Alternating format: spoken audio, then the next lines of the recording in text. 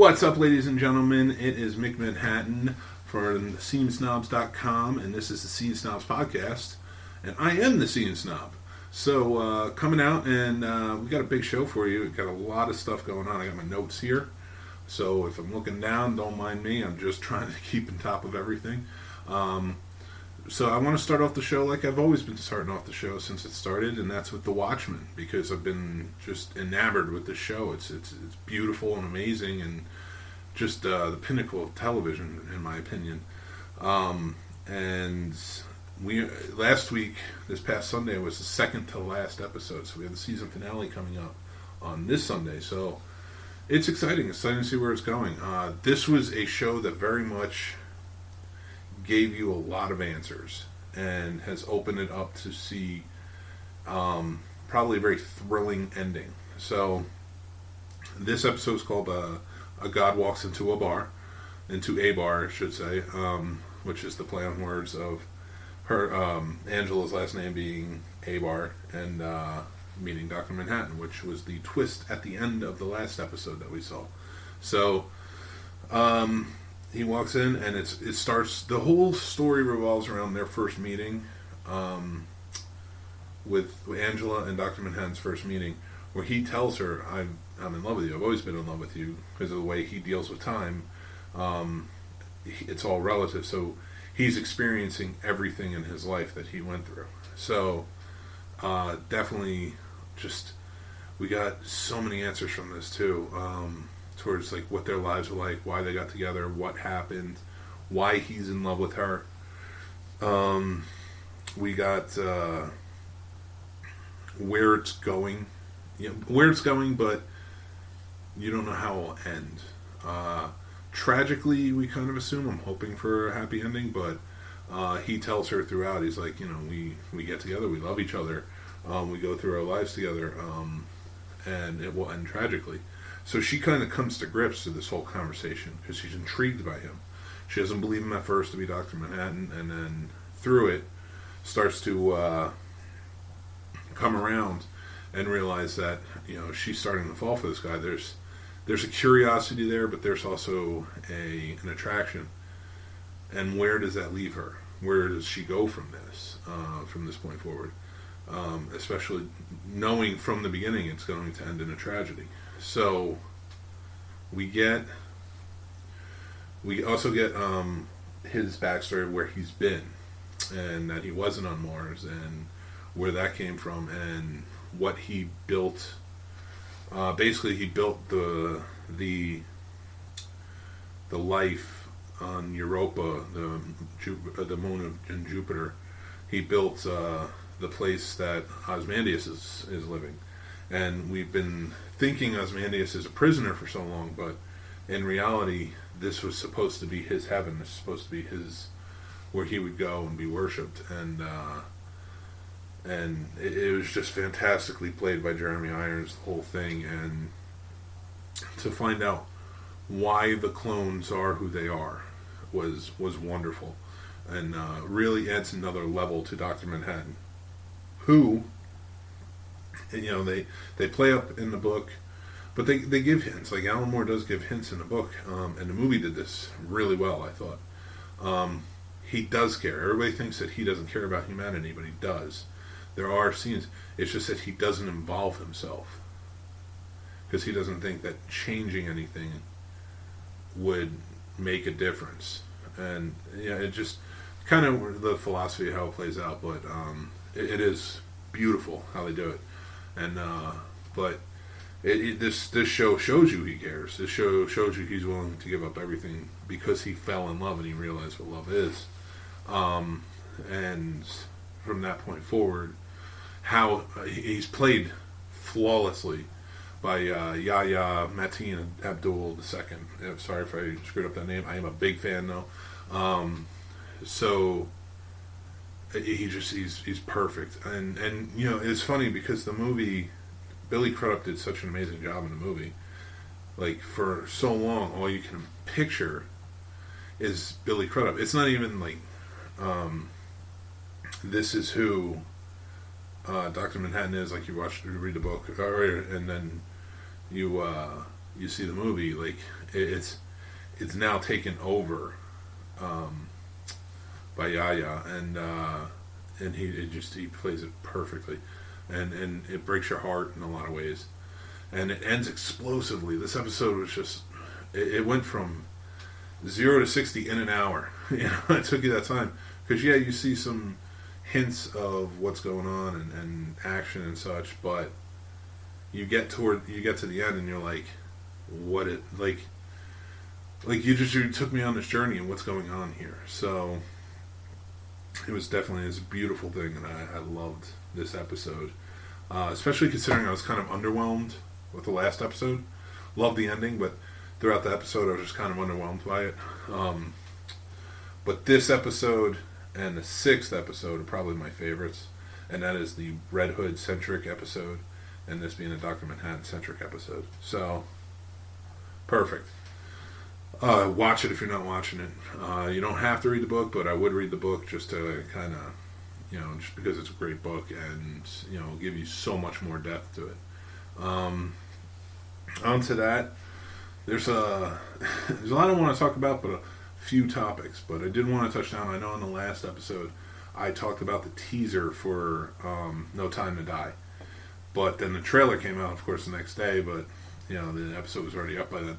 But, oh my God, this trailer, I cannot wait to see where this goes. It's been such a beautiful ride with Daniel Craig. This is what I want James Bond to be, the action-packed type of movie and show. Type of storytelling, I should say. Sorry. Trying to catch my words, but, so it's sad to see him go because it's been such an interwoven, perfect unity of things, kind of adding all up. And then with Spectre, which in my opinion is the weakest so far, but still really good. Skyfall being my favorite. Casino Royale was fantastic. Quantum of Solace, a lot of people say that was the weakest. That's a personal favorite of mine. I really loved it. And I loved how it played out. So, No Time to Die just looks amazing. There's another 007. I think she's playing 007. I had heard in rumors that she's the new 007. I don't have her name in front of me at the moment, but in the trailer she introduced herself as a 00. So she might be another 00. I'm not sure. She might be the new 007. Not sure how they're working this out. But with that, that trailer looks fantastic. But then we also got the Wonder Woman 1984 trailer. So the second Wonder Woman movie. It was completely... I loved the first Wonder Woman. I thought it was fantastic. This next one might be fun.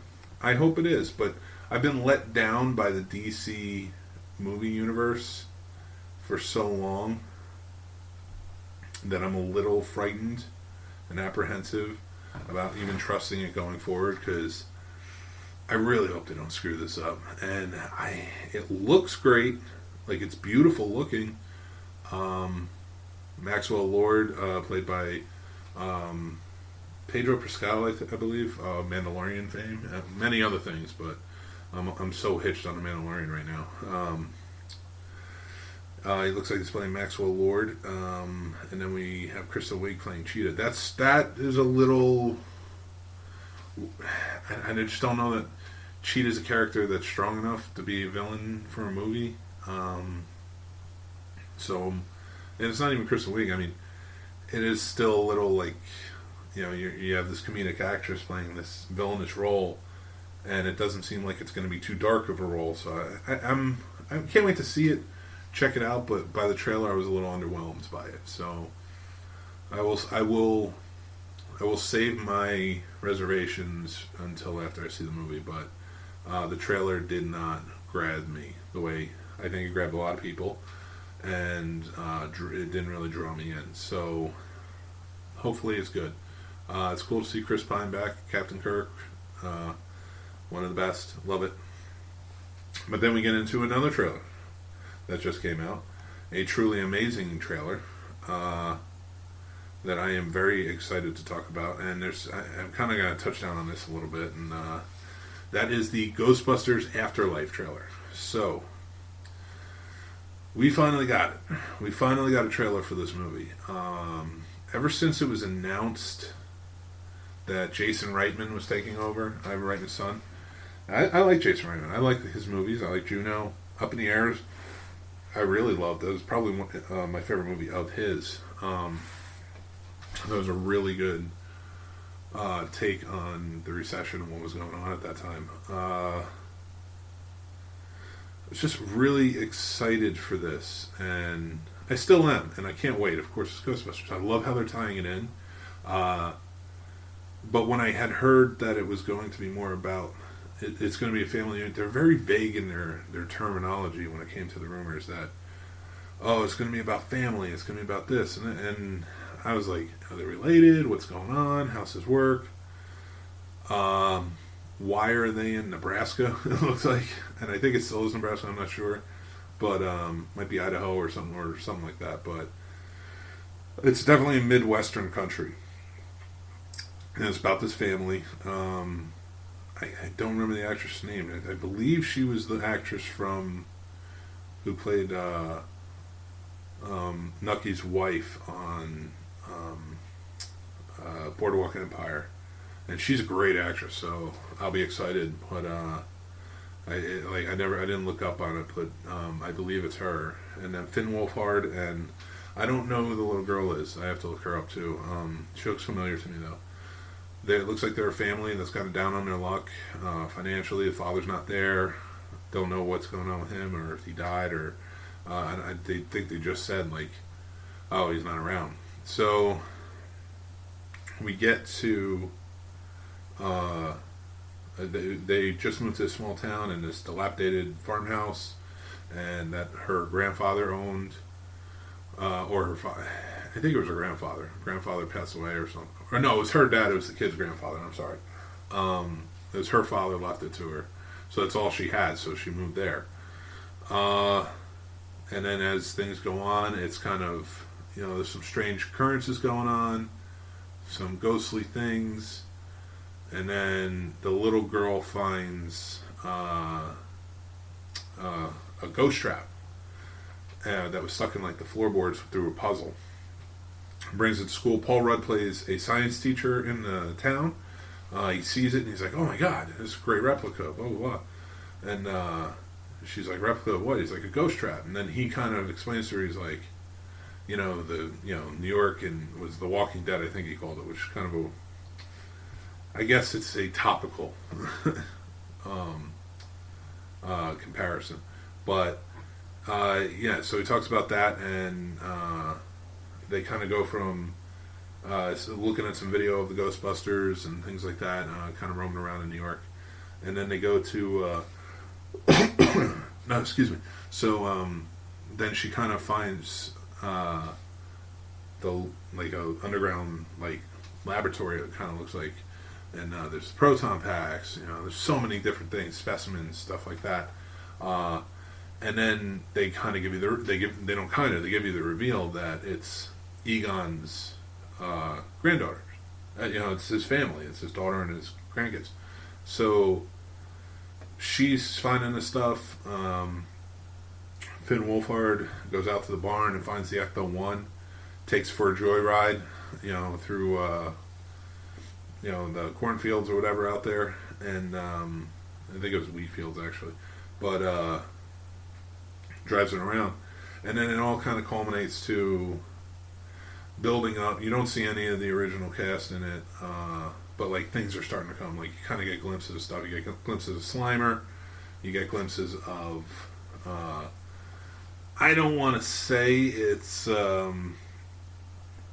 Gozer's Pets, but you see a big giant paw kind of come down on Paul Rudd's car, with the sounds, and it looks very familiar. So interesting to see where that goes. We get the kids driving the Ecto-1, and the little girl has a proton pack on, and you find out the Ecto-1 has a gunner seat, and she flies out, and she starts blasting because I guess it looks like they're chasing Slimer through the town, and she's kind of zapping everything while Finn Wolfhard's driving. So interesting. It's definitely interesting. Again, anxious to see where this goes. This is kind of a it's such an interesting take. The fact that they made it's nice homage to Egon. The fact that they made them Egon's grandchildren, and they're finding his ghostbusting equipment. You know, she does have the PK meter. That's how she finds the underground lab. There's a fire pole in it. It's pretty cool. Again, how they kind of do everything. And my guess is that Egon figured out that, because it looks like some kind of beam of light comes up from this like mine shaft or cavern or something, and it's just kind of blasting into the sky. So my feelings are this town is going to be like a hub for ghosts, and that's why Egon was living there. And because they do mention in it that ghost sightings haven't been around for 30 years, so you're guessing, all right, after number 2, they probably haven't seen many ghosts, and Egon probably moved to his town thinking, all right, there's like a hellmouth or something here. I'm calling it a hellmouth. They didn't say that in the trailer, but and he's just there to kind of check it out, and you know, he just kind of lived by himself after that. Or I'm assuming he had a wife, he had a kid, right? So something along those lines. Who knows? So be cool if you got Janine. But it was definitely interesting to see the gunner seat, because it started to make me wonder. Like, a few things I'm skeptical about was when the kids were driving around the town and she was just blasting everything. I was like, alright, now, I'm not saying it's not cool to see, but I want to know the direction they're taking Ghostbusters. So, because the cool thing about Ghostbusters was these were just a bunch of guys, like, you know, scientists who were kind of wide-eyed and willing to get out there and bust ghosts. Bust what they knew would be true, and everybody else didn't know to be true. So, but the ghosts were like, even like looking silly at some points. Like, yeah, Stay Puft Marshmallow Man. Slimer was supposed to be kind of a send up to John Belushi, you know, like, so they didn't all look, you know, truly scary or anything, but they were taken seriously. They were real threats. And I really liked that about Ghostbusters. And I don't think they took that seriously in the remake. And I think that's where it kind of fell short. They got heavy-handed with a lot of things, but it was because at least in the original movies, like, not even the second one as much. The second one got a little ham-fisted. But in the original, I think it works so well in the original because everything their experiences is a real threat. That's the way they treated it. Yeah, yes, there's these fantastical things going on, but it's a real threat, and they are frightened. You know, you do feel their fright along with feeling the comedy of it. So I was just kind of hoping it would be. I'm hoping that this one does that. You know, I'm hoping it's not, let's take the characters seriously and make more fun of the ghosts and things like that. But, I mean, the characters can be serious, or they can be funny, or they can be whatever they need to be.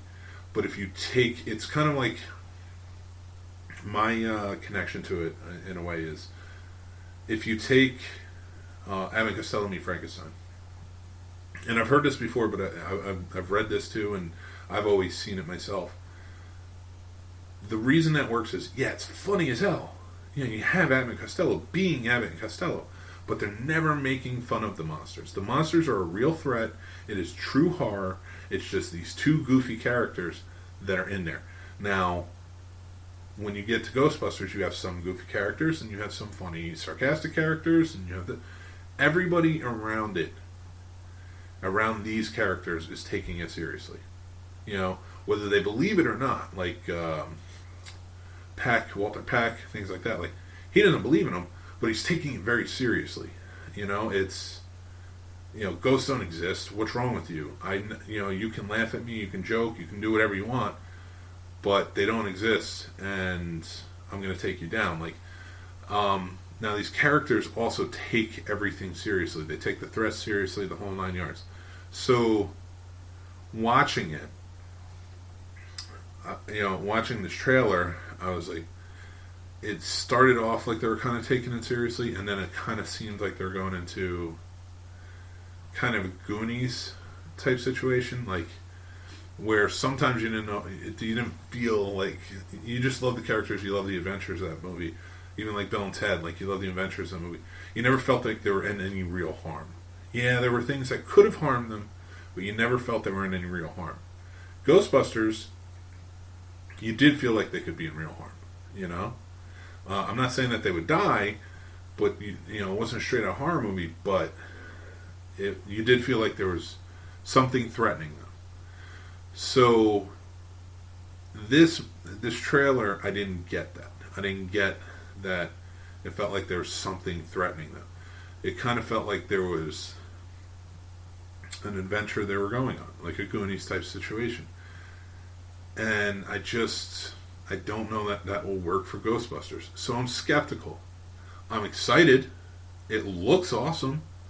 I think Ivan Reitman got it, so talking to his son who's taking over, who's a very talented filmmaker and a good storyteller himself, I think they got it. I've been burned. 2016 burned me, and other reboots and such. So let's just see what happens. This is the third Ghostbusters that we've been waiting for a long, long, long time, and I just hope it's done properly. Now, I didn't see it coming that it would be Spangler's family. I did not see that coming at all. When they said this was a movie about family, and they were being vague about it, and I was like, so it's just some family that kind of stumbles across Ghostbusters, but why is it out there? Why is it in New York? Blah, blah, blah, blah, blah. And I was always kind of, what is going on here? And trying to keep up with it. And then when the reveal of this is Spangler's family, I was like, oh, that works. I was like, both these kids look like they're Spangler's grandkids, definitely. Finn Wolfhard, come on, he looks like a Spangler. So, I am very excited to see where it goes. I kind of hope they involve the original cast more than just cameos. I'm kind of hoping, they get through this big thing, they kind of get it over their head, but they're working on it, and they're doing it. And now, yes, they should remain the main focus, because that's who the story's about, not taking that away. I don't mind that the focus goes to other people. I don't mind that at all. It's not about, well, move out of the way, here are the old Ghostbusters. I don't want that. But what I would like is guidance, almost. How many times do they say in the originals, it's an unlicensed nuclear reactor on your back, it's not for kids, and then you see kids blasting a town. That's to me where they didn't take it seriously. And they did take it seriously in the originals. So I'm hoping some things kind of open up with it, and it goes from there, and maybe the team comes back for the big baddie, whatever's going to happen, but it's more in a guidance, mentoring type capacity. I'm interested to see how it works, but I hope they're not. I'm not saying they have to be in the whole movie. I don't need to see that. I've seen that where they were all in the whole movie, and I get they're older men now. But if you're going to bring them back in a capacity where they make a difference, not where they just come in and they're like, "Good job, kids! You saved this town. You stopped this hellmouth or whatever it is from opening up." Come in with guidance and be like, we did this. We'll help you. We'll get you there. And see where it goes from there. I would like to see that. I think that's where you would take it seriously. So, anxious to see how it works out. I swear to God, if we get Bill Murray in there in a cameo shot on the TV hosting a show, and that's it, I'm going to be pissed. Sorry, I'm going to be pissed. Just come out. come out, show some guidance. It would be great. It will definitely be interesting to see where it goes. But with that being said, I don't want to tear it apart because it still looks amazing, and it's so much for fan service. We got our Ecto 1 back. We got the proton packs. Got the PKE meter. Got the ghost trap. We got footage of them walking in New York City. We got so much. We got a wonderful gushing over the Ghostbusters from Paul Rudd. So I'm excited to see where this goes. And I will be there opening night, definitely. I can't wait. But, I do, I can't wait to hear more about it and see where it's coming from. But that's where I'm at with that. Now, big story I want to talk about tonight is we have a huge event going on TV right now. Well, I thought it would be huge, but we'll see. It's not over yet. The first 3 nights have happened so far, and that is the Crisis on Infinite Earths. DC TV shows is doing it, a crossover event. So, by DC TV shows, I mean we have Supergirl, which was the first night, Batwoman, which is the second night. We have Black Lightning, which ties into it, but his show wasn't Crisis-centric. You really only got a glimpse of the Crisis towards the end. But his character shows up in The Flash, which was on tonight. And then that was the mid-season finale. And then it comes back in January with... It's going to be Legends of Tomorrow. I don't know which one starts it off first, whether it's Arrow or Legends of Tomorrow. But I think Arrow is where it's going to end. And I'm pretty sure that's the last episode of Arrow. Which makes sense. Because I know they're going to be doing a new show next year with, if you're following the show or not, like basically it's Felicity and Oliver's daughter becomes the Green Arrow, which you see in this Crisis. Like, she'll have her own show. So it's going to be her. It's going to be kind of like a new Birds of Prey show, which is ironic. And I'll get to that in a little bit, but... so I forget his daughter's name. I'm kind of all over the place. There's so much going on, and but so they're going to be doing that. So she's kind of taking over the mantle of the Green Arrow. So we start off on Supergirl. So basically, if you don't know what Crisis Infinite Earths is, it was a 1985 series of stories for DC. Basically, DC Comics was just overblown. DC Comics had been going on for like 50 or 60 years at that point. And there's so many stories, so many characters, so much going on. Everything was just kind of, especially in the 50s, kind of just everything sprawls out and is all over the place. And if you wanted to be a comic book fan back then, you had to figure out what to follow, where everything was going. There's so many characters. Nobody knew anything. Like, you couldn't keep up. You couldn't keep up what was going on in the whole universe. I read Superman, Batman, Flash, Wonder Woman, and that was really about it. And Justice League, I kept up with all of them. But because it was so big, like, a lot of things fell through the crack that I read later in life, like the Teen Titans turning into the Outsiders, and so on and so forth. And but I did read Crisis on Infinite Earths, and that's where the writers and the editors at DC turned around and were like, we're going to set up a storyline. And they did early on. Gotta give them credit. They knew of, like, quite a few years ahead of time before it got to this point that we're going to set this up. And basically that was a character called the Anti-Monitor was destroying the entire multiverse. He was trying to destroy all the Earths in the multiverse. Not just all the Earths, but the universe. But for this, we're just focusing on Earth-centric. So he was trying to destroy all the Earths in the multiverse. And he was doing it. And now, because there were so many characters all over the place, some existed on different Earths and stuff like that. And so when they were taking them out and destroying those Earths, you're essentially rebooting and getting rid of those characters. And a lot of superheroes died. A lot of people died in this book. Just kind of setting up for a new universe where they kind of rebooted and they could go back to things. Like they kill Supergirl in the book. And the whole purpose for that was to bring it back to Superman being the last son of Krypton again. Like he was the final child, you know. And they killed Barry Allen Flash to make room for Wally West Kid Flash. So, you know, that's how, you know, it plays out in that way. So that way you get to, you know, you had this Kid Flash step up into the mantle to be Flash. Jay Garrick still survived, but he kind of stepped out after that.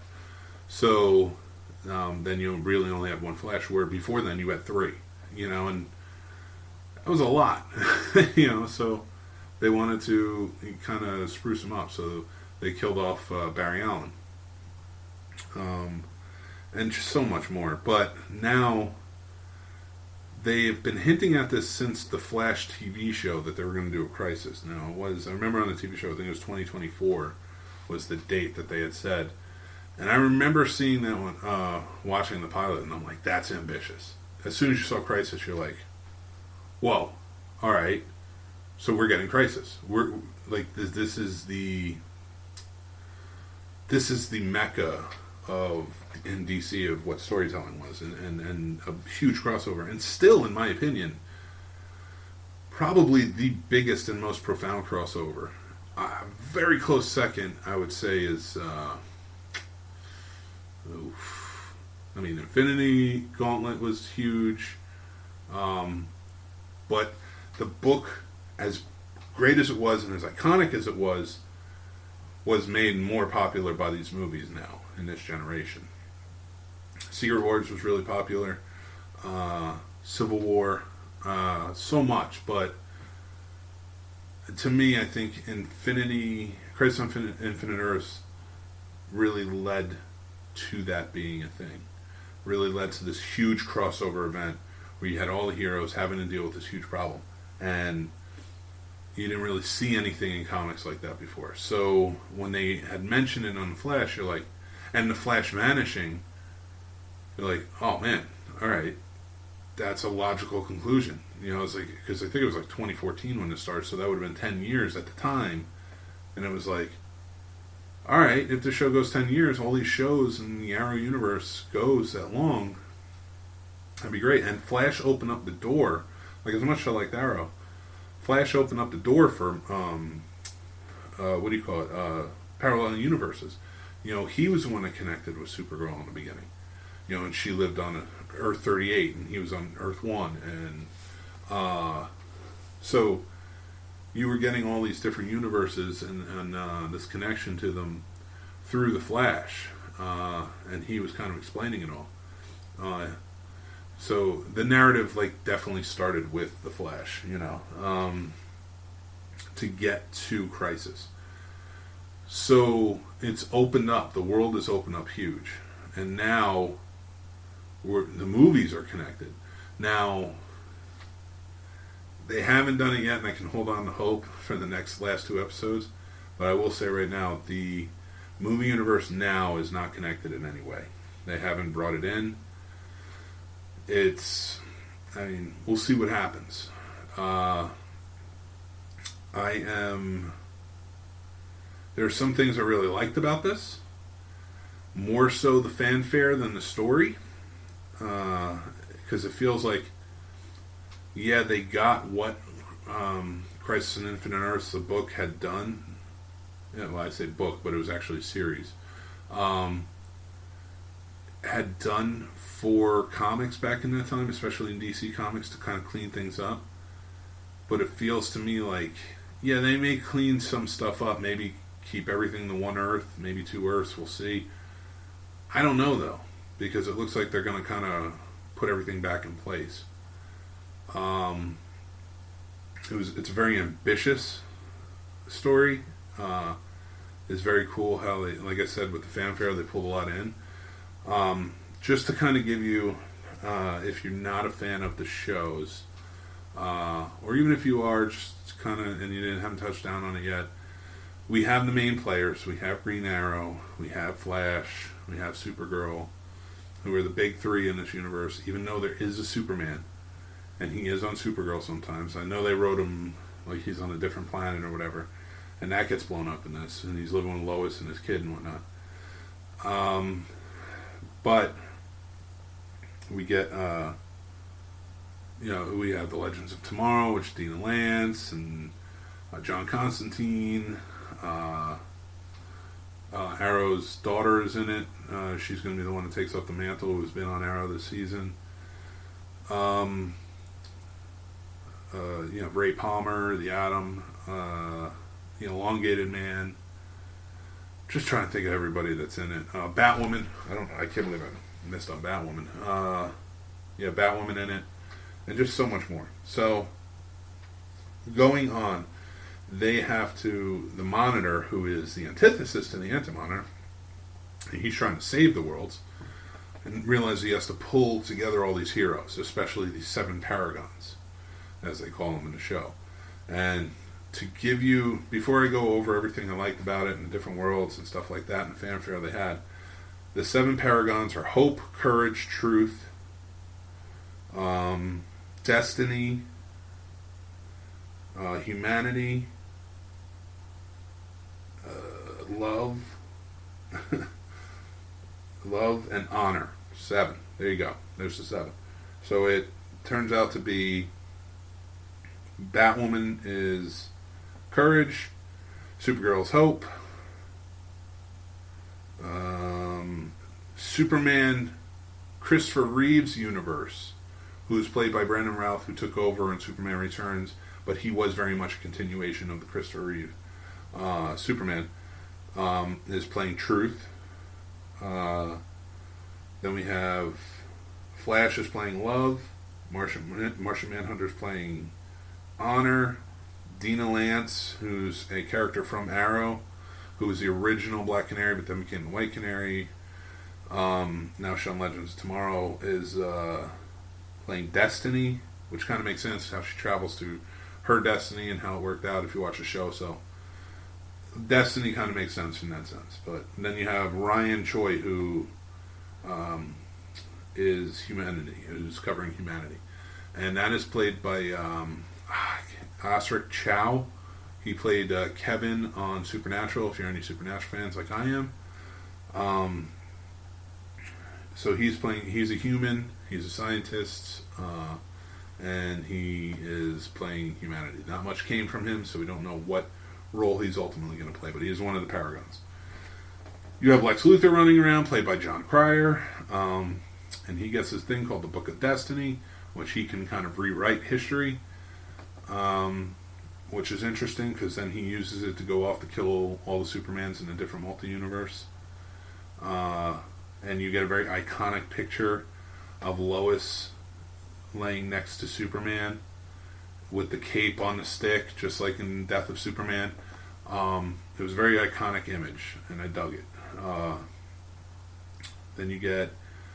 So, to go with the fanfare, I kind of, now that I told you who the Paragons are and where it's going to go from there, because they are the ones that are going to go forward, and they're the ones that are going to save the multiverse, from what I understand. Everybody else is dead. I'm just going to spoil that for you right now. Everybody else is dead. So,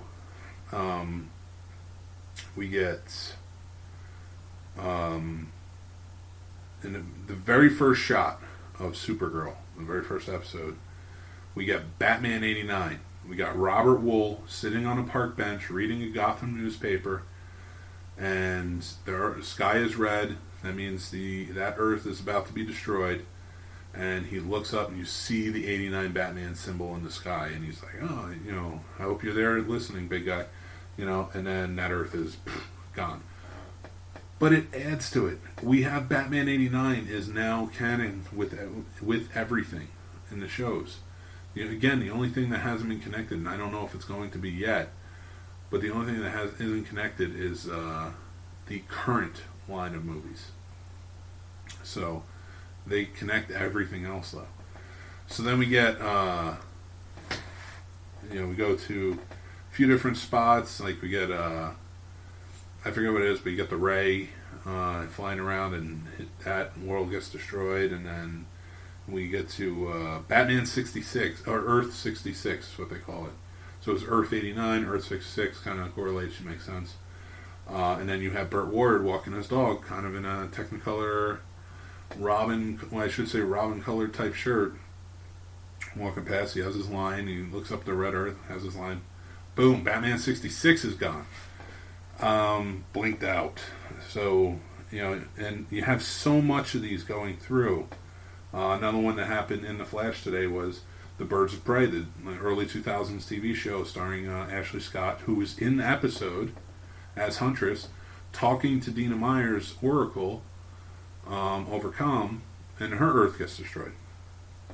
So it was very cool to see a lot of this stuff. So in the first episode, you do see the Quantum Tower. If you read the books, that's the safe haven. It wasn't in this. It popped up, but I guess they're not working in this. I guess they're not playing that angle. But it did work in the book. And that was a tower that could keep everything safe. So go through. They were trying to get everybody off of Earth 38, which is Supergirl's home planet, and Martian Manhunter and a bunch of other aliens on Earth gathered up billions of humans. I think out of the 7 billion on that planet, they gathered up like 3 or 4, something like that. So half the world's population. And they get them off the Earth just before. But to do that, because the Monitor's like, oh, I need you, and then he's taking all the heroes off the Earth before they blow up, and they're fighting like these matter ghosts type things, and then you have Oliver, who is in his Green Arrow outfit, and he's like, he had just given his daughter her own outfit because he's been training her, and he's like, you're going to be Green Arrow now, blah blah blah, and then so he stays. He stops Monitor from taking him, and he's like, no, I got to keep fighting. And his fighting and the fact that he kept going saved like 1 billion people's lives, is what they said in the show. So, but he died, but he does get blinked out. The Monitor takes him, but he died. Like he does die in the episode. So it was very wild, especially considering the whole thing started with him. So. We go on, and we get to Smallville. Yes, they brought Smallville back. We got Tom Welling as Clark Kent and Erica Durance, who is on Supergirl. She plays Supergirl's mother on the show, so it was cool for her to come back, do a dual role type of thing, because her other character died. So why not come back and play Lois Lane one more time? So we get our heroes back. Who Tyler Hoechlin, who plays the Superman of Supergirl's Earth, is kind of helping out with things, and he and Lois, and they're all a part of the team, and they're going out and they're trying to stop all the other Supermen from dying. So they go to that Earth, and there's Tom Welling's Clark Kent chopping wood, and they can't understand why he's chopping wood. And then they're sent away real quick, and then Lex Luthor, John Cryer's Lex Luthor, shows up, has some words with Tom Welling's character, finds out Tom Welling's Clark Kent gave up his powers to have kids with Lois and live on the farm, just live an easy life. And rather than kill him, because he says it's pretty boring at this point, took all the fun out of it, Lex Luthor leaves, and he's like, you guys are dead anyway. And he and Lois have a nice exchange, and then they walk away. So it was cool to see. I don't think that fits. I mean, I watched Smallville. I love Smallville. I watched all 10 years. Yeah, season 8 through season 9 and some of 10 was tough to watch. And trust me, there are some seasons that were just rough. But overall, I love the show. I loved him as Clark Kent. So to see that he gave it up to have kids, I mean, the whole thing was him accepting this responsibility, accepting who he was to become what he is, which is Superman. Like, this was his destiny. And the whole the final frame is like not the final frame, but the final sequence of the show is him accepting that destiny of this is who I am, this is who I need to be, and Lois accepting it in the whole nine. And he gave it up, and said that Earth's Lex Luthor is president. What? Like, I just it made no sense to me, and I get that Tom Welling didn't want to don the cape and have the S on his chest, but I don't think he needed to give up. I just didn't like the angle. It was cool to see him. It was cool to see the Kent farm. I didn't need to see him in a Superman outfit. I didn't need to see him come and help. I could understand him staying. You know, he'll accept his destiny. He'll accept him trying to save his Earth. But I didn't see him. I couldn't see him staying. You know, I could see him staying, but I couldn't see him just giving up his powers. I was kind of annoyed by that. I was kind of annoyed because of where the show left it, and I thought the show left it in the right place, and this kind of took it and said, I mean, it doesn't matter, it doesn't exist anymore. It's blown, you know, antimatter is taken away. But regardless, I was kind of annoyed by that. But then move on, they get to Superman, and this is Christopher Reeve world. You know, and the reason being is played by Brandon Routh, but if you remember, again, I said this earlier, I'm saying it again, kind of reiterate,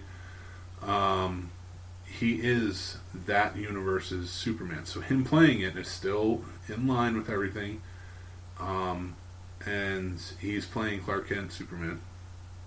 So they go see it. Now he is the editor-in-chief. You find out Perry White, Jimmy Olsen, and Lois Lane, and a whole bunch of other people died.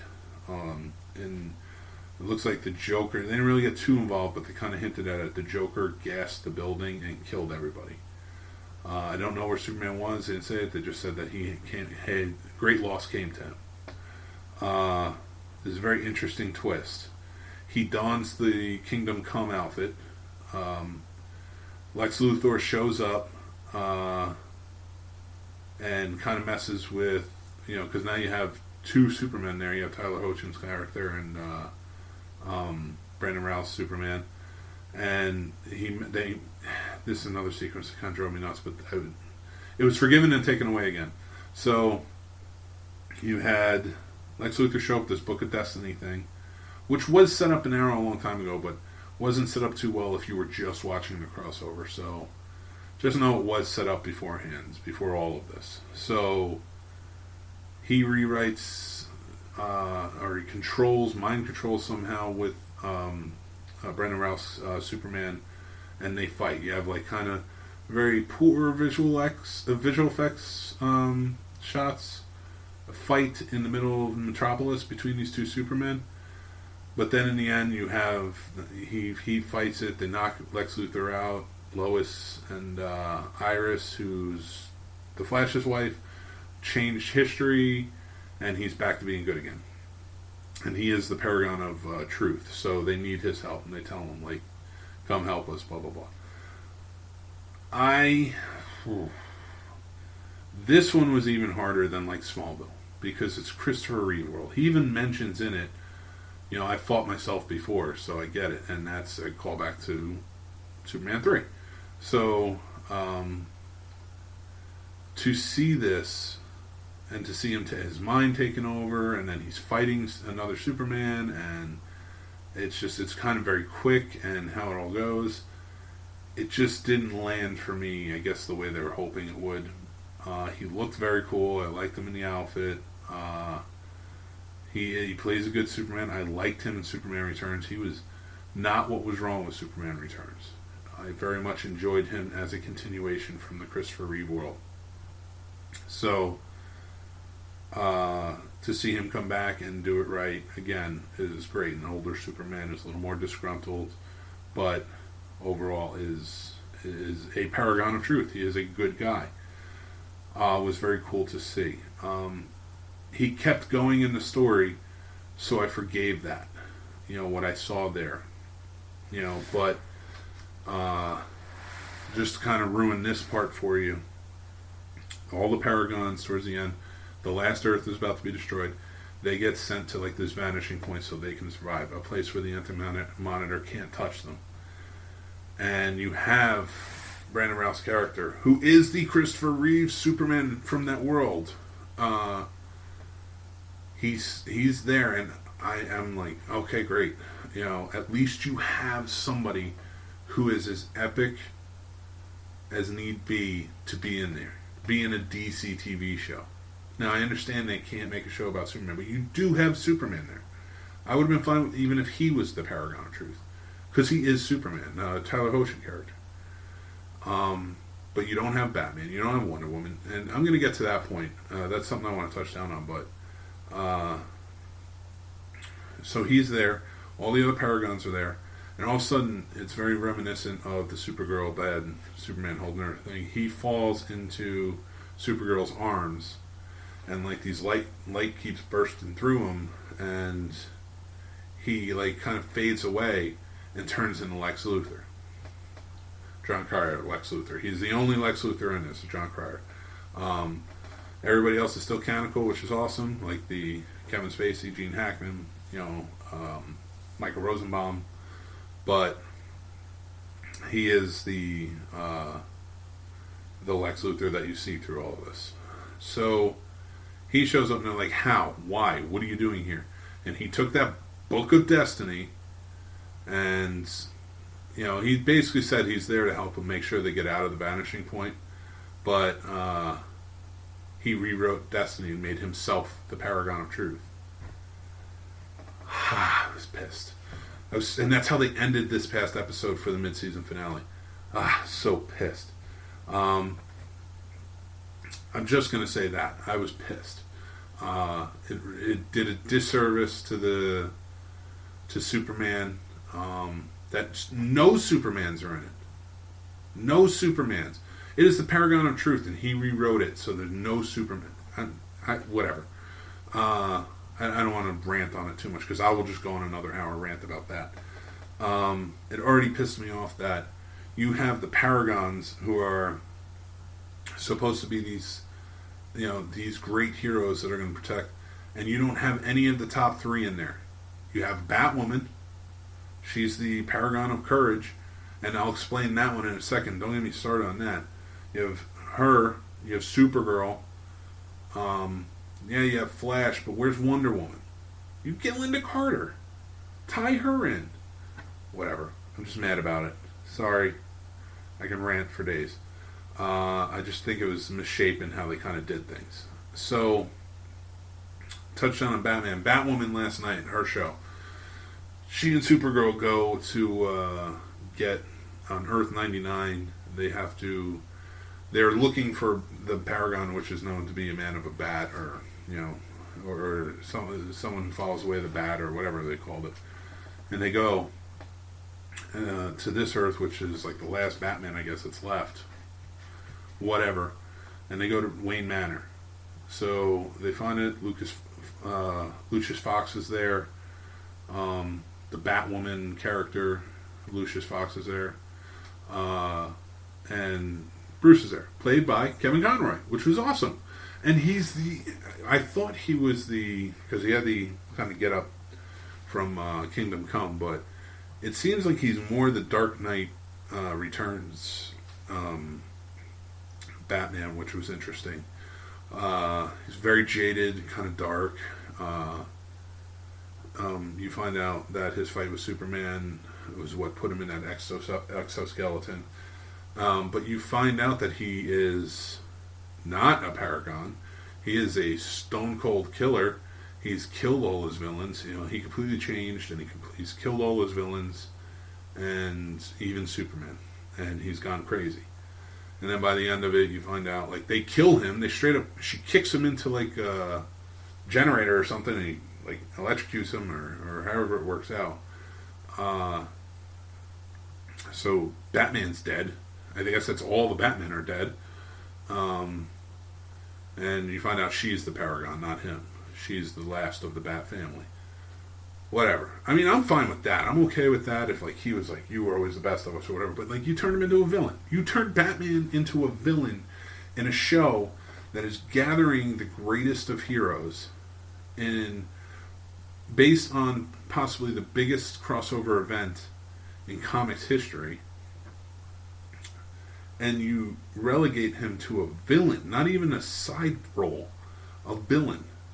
And oh man, I was just oh my god, I was just mad about all of this. I'm gonna stick with it. Another thing is Oliver Queen is gonna become Spectre now, because they do go to a few of them wind up going to try and save him. His daughter, Dina Lance, and Ray Palmer. Maybe not Ray Palmer. I can't remember which character goes with them. Oh, Flash. Flash goes with them. They go to bring him to a Lazarus pit to wake him up. And I'm like, dude just made an ultimate sacrifice. Was the true hero. And now they're just going to stick him in a Lazarus pit. So he comes back all crazy with no soul. Which is what was set up on Arrow in the first place. So then they go, and now this was pretty cool in this episode. They grab John Constantine. They're like, all right, we got to get his soul back. He's like, all right, we got to go to Purgatory. I can't do this. I can't get us there.